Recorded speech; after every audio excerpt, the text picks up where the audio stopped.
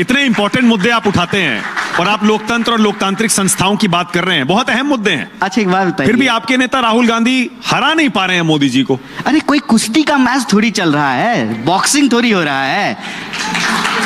भाई देखिए, बड़ी सीधी सी बात है। आपने क्या कहा, करें, देखिए बड़ी सीधी क्या सी करें, मोदी जी को उठा करके पटक दें। ये कोई बात थोड़ी होता है। आप लोकतांत्रिक प्रक्रिया को देखिए ना, हम ये कह रहे हैं भाई चुनाव में पटखनी देनी चाहिए। अगर आप ये चाहते हैं कि आप सत्ता में आए और लोकतंत्र को आजाद कराएं, क्योंकि आपके हिसाब से वो नहीं ये सब बेड़ियों में है। मैं कह रहा हूं कि लोकतांत्रिक संस्थाएं पिछले कुछ सालों में, कुछ दशकों में कमजोर हुई है। बात तो सही है। जिस तरह से हर चीज का सत्ता का केंद्रीकरण हो रहा है, पूंजी का केंद्रीकरण हो रहा है, ये किसी भी लोकतांत्रिक देश और समाज के लिए अच्छा नहीं। क्या इसी वजह से हार रहे हैं चुनाव? क्या इसी वजह से आपको लगता है चुनाव हार रहे हैं? बताता हूं, मैं इसका एक एग्जाम्पल देता हूं।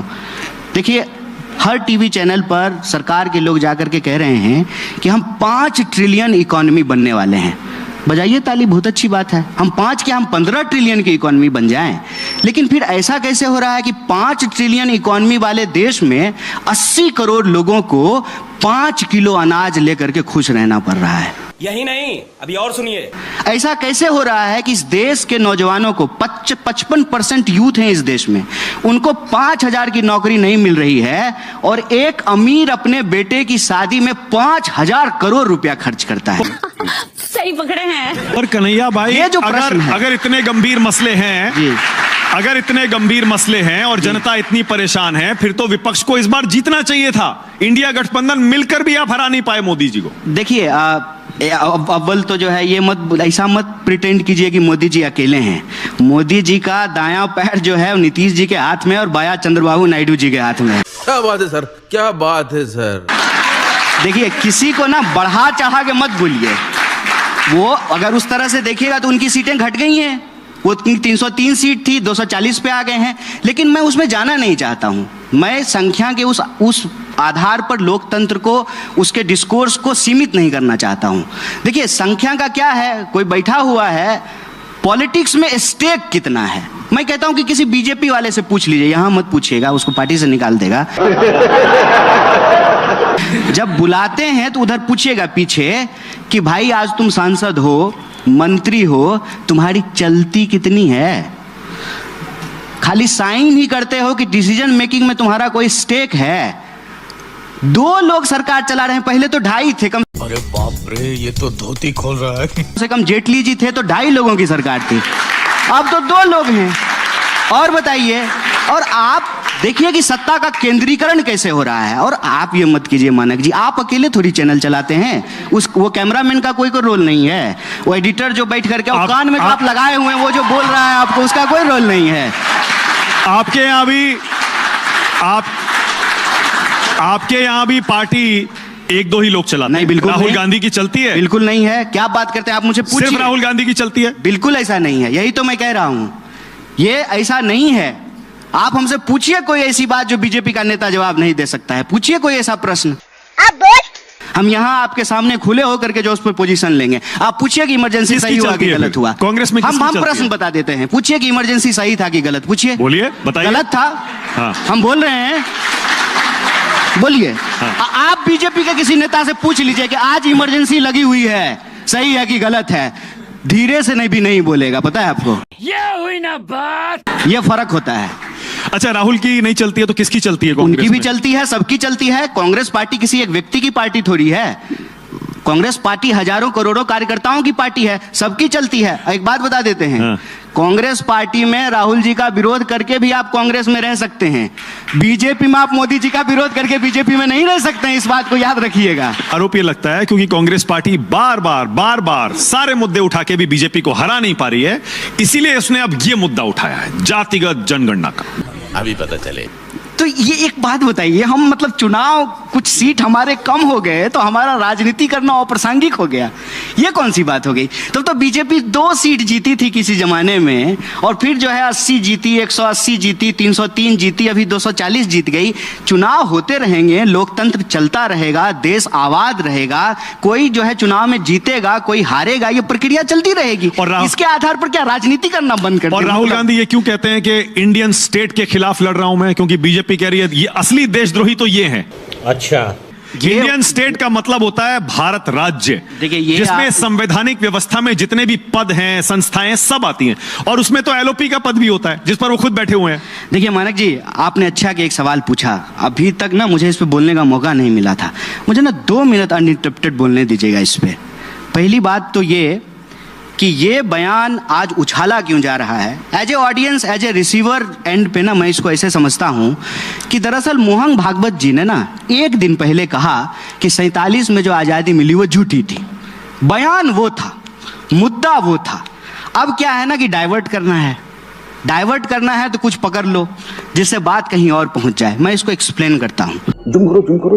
देखिए, अगर आपको कहना है ना कि देशद्रोह क्या है, तो आज के डेट में जो राज व्यवस्था है वो राज व्यवस्था संविधान की राज व्यवस्था है। इससे पहले अंग्रेजों की राज व्यवस्था थी, उससे पहले मुगलों की राज व्यवस्था थी। संविधान के राज व्यवस्था में संविधान लागू होने की प्रक्रिया को झूठा साबित करना, मतलब भागवत जी के नज़र में महिला पुरुष बराबर हुए, दलित ब्राह्मण बराबर हुए, ये झूठ था जो 47 में हुआ। वो राजद्रोह नहीं है, वो देशद्रोह नहीं है। लेकिन राहुल गांधी ये कहें कि इस देश की लोकतांत्रिक संस्थाएं कैप्चर की जा रही है आरएसएस बीजेपी के द्वारा, चुनाव आयोग को कैप्चर किया गया है, मीडिया संस्थान को कैप्चर किया गया है, लोकतंत्र की अलग अलग संस्थाओं को कैप्चर किया गया है, और ये भारतीय राज व्यवस्था से, भारत के देश से नहीं, भारत के समाज से नहीं, भारतीय राज व्यवस्था से लड़ाई है। तो उस बात को किस तरीके से प्रस्तुत किया जा रहा है। एक बात मैंने आपको कहा नहीं, इमरजेंसी गलत था, तो इमरजेंसी भारतीय राज व्यवस्था ने लगाई थी ना, जिसके खिलाफ में ये सारे नेता पैदा हुए हैं। मोदी जी पेंट पहन करके इमरजेंसी का विरोध कर रहे होंगे गुजरात में उस वक्त जब बच्चा होंगे, तो क्या बढ़िया था गुरु।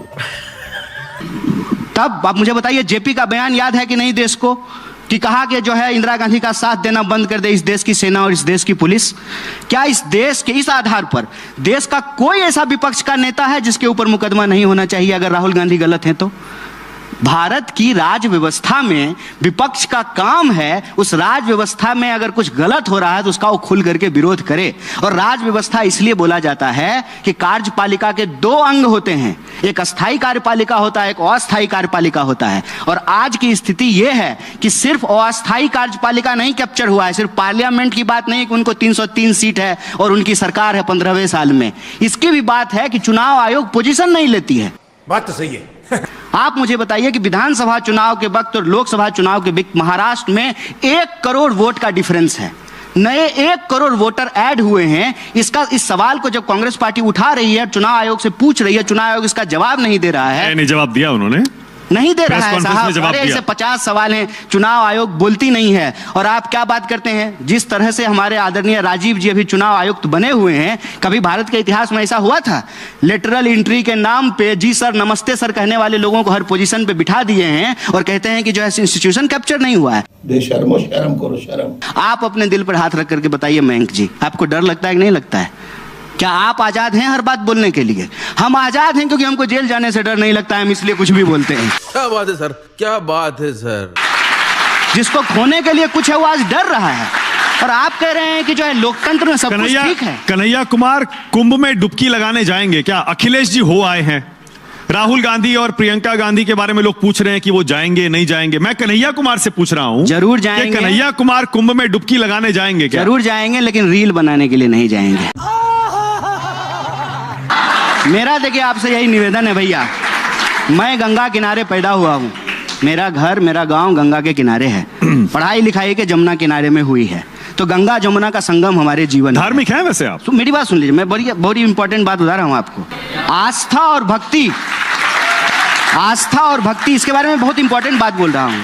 ये ना टीवी चैनल यूट्यूब मोबाइल से पहले धर्म था, भक्ति थी, आस्था था, संगम था, और हजारों साल से लोग वहाँ पे डुबकियाँ लगा रहे हैं। जिस तरीके से आज उसको बदनाम करने की कोशिश की जा रही है, मैं कहता हूं कि ये किसी के आस्था के ऊपर प्रहार नहीं करना चाहिए, बहुत गलत है। ये बड़ी अच्छी बात कही आप। मैं कह रहा हूं मुद्दा क्या है? मुद्दा ये है भाई साहब, आज सवाल पूछना गुनाह हो गया है। नीतीश कुमार के खिलाफ एक अकेला विद्यार्थी, और बड़े बहुत दुख के साथ ये बात बोल रहा हूं आपको, मुजफ्फरपुर में एक अकेला विद्यार्थी एक सवाल लिख करके एक पोस्टर लेके खड़ा हो गया, अकेला, उसको पकड़ करके जेल में डाल दिया। चीफ मिनिस्टर अभी मध्य प्रदेश का जो है, एक महिला का जो है ना, सामने से जन माइक छीन रहा था। ऐसा लग रहा है कि लोग नेता है कि गुंडा है। रुपया में और देश के नेता में गिरने का कंपटीशन है, और भारतीय नेता अभी भी जो है बढ़त बनाए हुए हैं। कन्हैया, राज सत्ता इतनी पतित हो गई है, राज सत्ता गुंडई कर रही है, अपने लोगों के ऊपर लाठियां चला रही है। बताइए, किसान का अनाज आएगा दिल्ली, किसान का दूध आएगा, किसान की सब्जियां आएगी, किसान नहीं आएगा, उसके लिए कील बोए जाएंगे रोड पे, किसान नहीं आएगा, नौजवान नहीं आएगा। कोई ऐसा राज्य बता दीजिए जहां भर्ती में हो रहे धांधली के खिलाफ नौजवान मार नहीं खा रहा है। You are right bro. Kanhaiya Kumar, वैसे मुलाकात हुई है कभी मोदी जी से आपकी? ऐसे आमना सामना कभी हुआ है? मोदी जी हमसे क्यों मेलोनी से मिलेंगे, ट्रंप से मिलेंगे, हमसे क्यों मिलेंगे?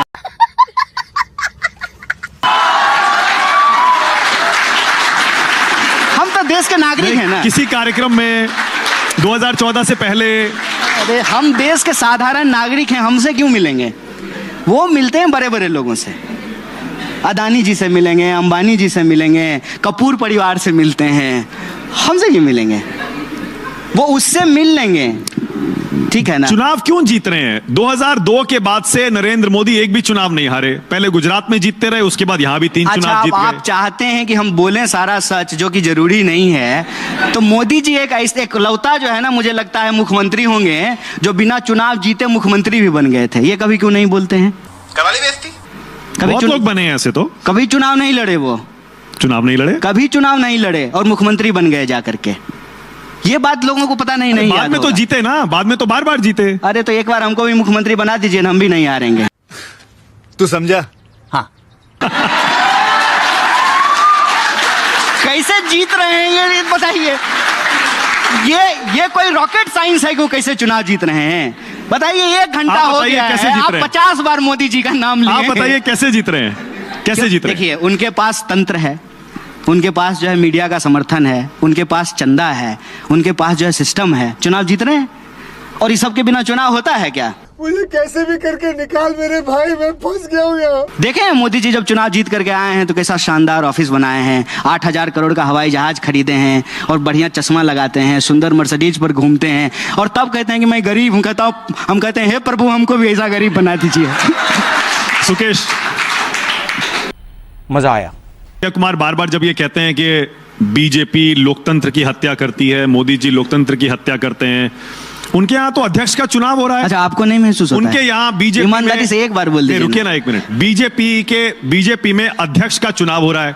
हाँ। और जमीन तक हो रहा है, जिला जिला आजकल वोटिंग हो रही है, उसके बाद वहां से केंद्र में आएगा, और तब एक आपको अध्यक्ष चुना मंत्रालय से जाएगा। फोन नहीं क्या ये आता है? लोकतंत्र मानक नहीं जी, है? सच बोलिए, एक बार आज सच बोल दीजिए। आप जीवन भर हम आपके प्रति जो है ना ऋणी रहेंगे। कोई सवाल पत्रकार मैंने है जो हिम्मत करके बोल देता है? बोलिए, मंत्रालय से टीवी चैनलों को फोन आता है कि नहीं आता है? एक बार बोलिए। हमें तो नहीं आता है। चल झूठा। सुकेश जी बोलिए। नहीं, हमें कोई फोन नहीं आता। हिम्मत कीजिए, लड़ाई यही है। मैं कहता हूं कि यह देश हम सबका है, किसी से डरने की जरूरत नहीं है। कोई चुनाव जीत करके आ गया है तो क्या, जनता ने ये वोट दिया है, जनता को सच बताइए, यही जनता कान पकड़ करके उनको गंदी से बाहर कर देगी। घबराने की जरूरत नहीं है, लड़ाई यही है, और कांग्रेस पार्टी ये लड़ाई लड़ेगी। ठीक, ये हुई ना बात। मैं दोबारा पूछ रहा हूं, बीजेपी में अध्यक्ष का चुनाव हो रहा है और लोकतांत्रिक प्रक्रिया से हो रहा है। हमारे यहाँ भी हुआ है, हम भी वोट दिए थे खड़गे जी को। सॉरी, वोट बताना नहीं चाहिए था। वो गुप्त मतदान होता है, हमारे यहाँ भी चुनाव हुआ। तो आप बीजेपी पर ये आरोप कैसे लगा सकते हैं? जी जो है चुनाव लड़े। तो बीजेपी पर ये आरोप कैसे लगा सकते हैं आपकी वो लोकतंत्र विरोधी है? बीजेपी में लोकतांत्रिक चुनाव हो रहा है, जिलों में वोटिंग हो रही है आजकल, फिर उसके बाद केंद्र में भी वोटिंग होगी। अरे तू अपने पार्टी में मानक को थोड़ा ठीक कर देता हूं। बीजेपी में आज तक अध्यक्ष पद के लिए चुनाव नहीं हुआ, कभी कोई इलेक्शन हुआ ही नहीं। मैं इसीलिए कह रहा हूं ना, इस बार चुनाव हो रहा है। तो इस मामले अब में चुनाव हो रहा इस मामले में कन्हैया को एज है, क्योंकि अभी वोटिंग हुई थी कांग्रेस में। हाँ। बीजेपी के अध्यक्ष पद के लिए आज तक कभी वोटिंग हुई बहुत नहीं। बहुत धन्यवाद आपका जो है। मेरा सवाल ही यही है। हाँ। मेरा सवाल ही यही है कि बीजेपी में अध्यक्ष पद के लिए वोटिंग हो रही है, इस बार चुनाव हो रहा है, अरे एक बात बताइए, तो आप कह रहे हैं वो लोकतंत्र विरोधी है। अच्छा एक बात बताइए, कोई चोर अपने बाल बच्चा के लिए खराब होता है? चोरी करके लाता है, उसको जूता खरीद के देता है। अरे अपने घर में वो कैसे भी हो, समाज देश के लिए क्या है ये तो बताइए ना। आप एक सच पूछ दें सरकार के खिलाफ, इतनी क्या घबराहट है कि आपके ऊपर केस कर देंगे, आपके ऊपर मुकदमा कर देंगे, आपको जेल में डाल देंगे? यही नहीं, अभी और सुनिए। मैं कहता हूं कि आपके पास 303 सीट की सरकार थी। मैं एक साधारण नौजवान यूनिवर्सिटी में पढ़ने वाला 4 सवाल ही तो पूछ लेता था आपसे, वो भी वही सवाल जो आप कहते थे। आपने कहा 2 करोड़ नौकरी मिलेगी, हमने पूछ लिया कि साहब कहां है, पकड़ के जेल में डाल देंगे लोगों को। ये लोकतंत्र है? तुम्हें शर्म है कुछ? तो हर जगह तो आप हैं, सर्वस्व हैं आप। अच्छा, ठीक तो है। मेरा ये है कि आपके पास इतनी ताकत है, इसी जनता ने आपको वोट दिया है, आप ये तो बताइए कि जो आपने कहा था कि आपके खाते में 15 लाख आएगा, आप 2022 तक सबको पक्का मकान मिल जाएगा, बुलेट ट्रेन चलने लगेगी। अरे बुलेट ट्रेन नहीं चली, कम से कम बुलेट को ही पटरी पे दौड़ा करके इनॉग्रेशन कर देते। मजा आया, और मैं ये जो मजा है हिंदुस्तान के हर व्यक्ति को देना चाहता हूं।